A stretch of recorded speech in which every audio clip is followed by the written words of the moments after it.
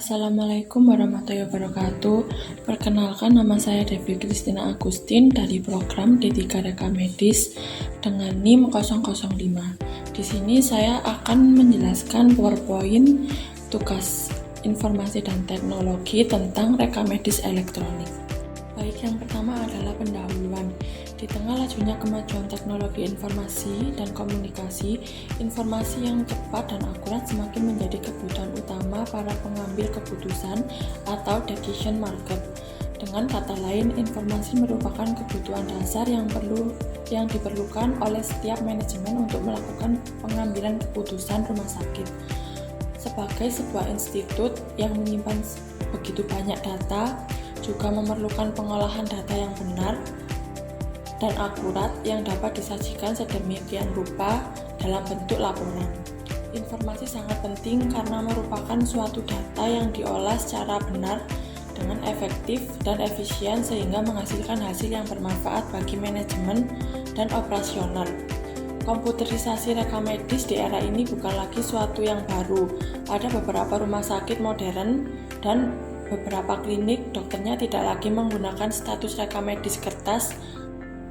Mouse dan keyboard sudah menggantikan pena untuk mencatat gejala, hasil observasi, diagnosis, sampai dengan pengobatan. Tidak jarang karena semakin majunya teknologi jaringan komputer, maka rekam medis itu langsung terhubung dengan apotik dan kasir, sehingga apotik langsung dapat melayani pemberian obat dan kasir sudah mendapat data biaya perawatan ditambah dengan harga obat yang harus dibayar oleh pasien. Yang kedua yaitu pengertian rekam medis.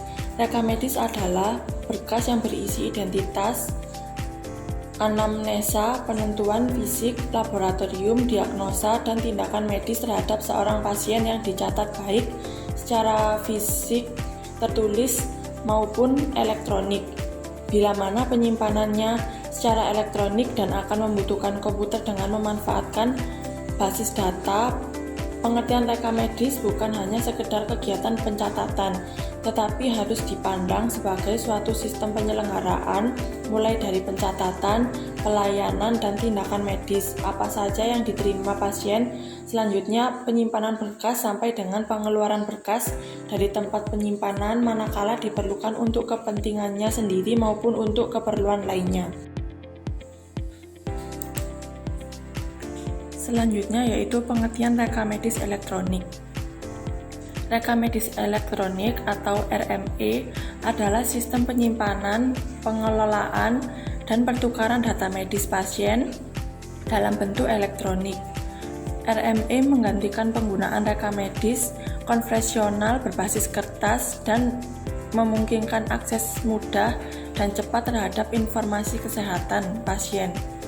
RME juga diartikan sebagai lingkungan aplikasi yang tersusun atas penyimpanan data klinis, sistem pendukung, keputusan klinis, standarisasi istilah medis, entry data komputerisasi, serta dokumentasi medis dan farmasi.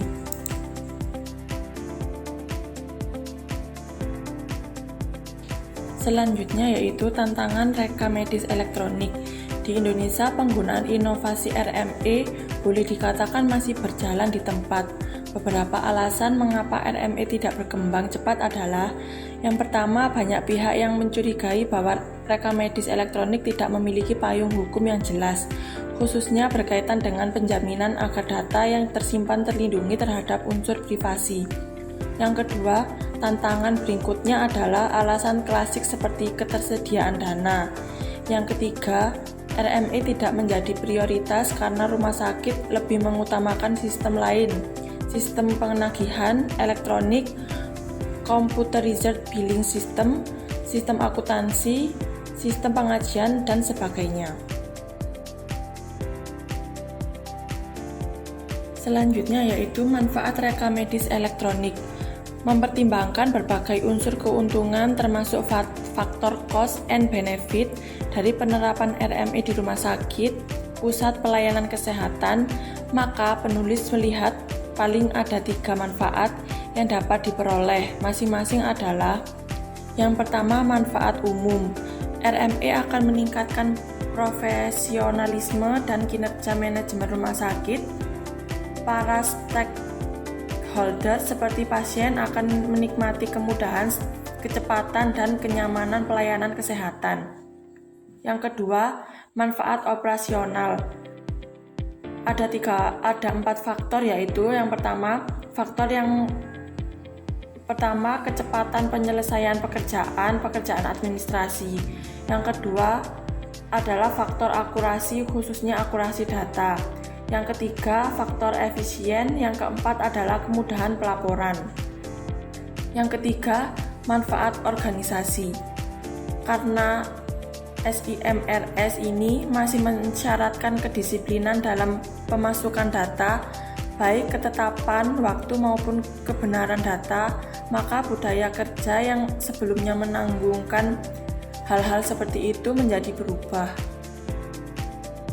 Kesimpulannya adalah untuk mempercepat dan mendorong minat rumah sakit beralih ke RME, maka tentu saja sosialisasi yang harus terus-menerus tentang manfaat dan potensi RME harus gencar dilakukan. Sebagai contoh, RME bukan hanya mempunyai penyimpanan data pasien dalam jumlah yang besar, tetapi juga diberi kemampuan tambahan sejenis kecerdasan buatan yang meniru kemampuan pakar, di mana jika dokter salah memberikan obat atau ada reaksi antara obat, sistem mampu memberikan peringatan.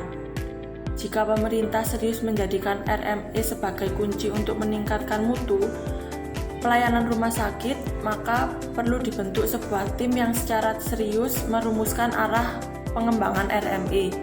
Mengingat sebagian besar rumah sakit di Indonesia memiliki masalah klasik keterbatasan dana, tim tersebut dapat merumuskan model standar perangkat lunak RME yang bersifat domain publik, bila perlu menggunakan aplikasi-aplikasi berbasis open source.